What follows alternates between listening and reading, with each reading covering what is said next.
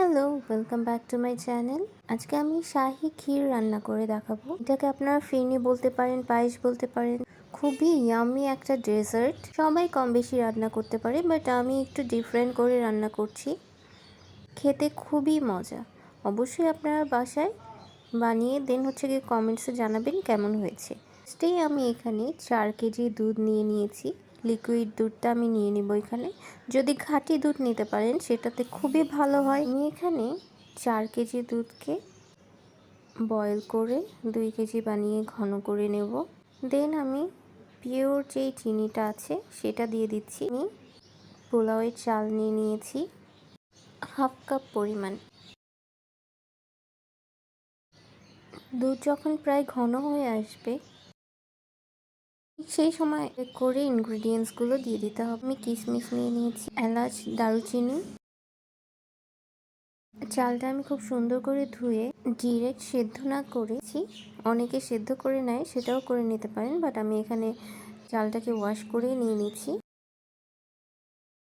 দেন মৃদু আছে নেড়ে চেড়ে একটু সময় নিয়ে চালটা ফুটে আসা পর্যন্ত রান্না করে নিতে হবে।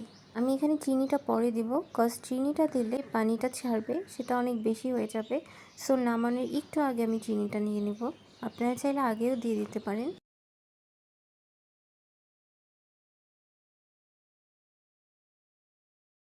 এখানে আমি শাহি জিলাপি নিয়ে নিয়েছি 250 গ্রাম পরিমাণ, ভেঙে নিয়ে নিয়েছি। স্বাদ মতো আমি এখানে লবণ দিয়ে নিচ্ছি।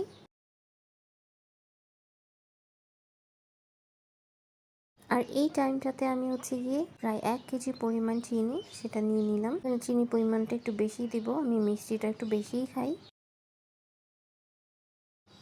দেন এলাচি, দারুচিনি, কিশমিশ দিয়ে দিলাম। সব শেষে আমি জিলাপিগুলো দিয়ে দিব। এটা অনেক সময়ে দিয়ে দিতে পারেন। সো আমার আফগানি শাহি ক্ষীর রান্না শেষ।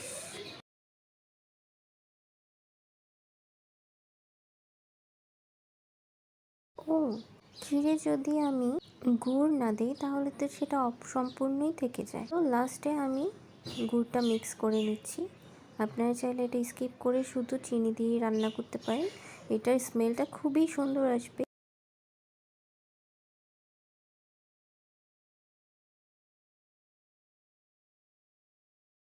সো আমার আফগানি শাহি ক্ষীর রান্না কমপ্লিট। অবশ্যই বাসায় বানিয়ে খাবেন আর অবশ্যই কমেন্টসে জানাবেন কেমন হয়েছে।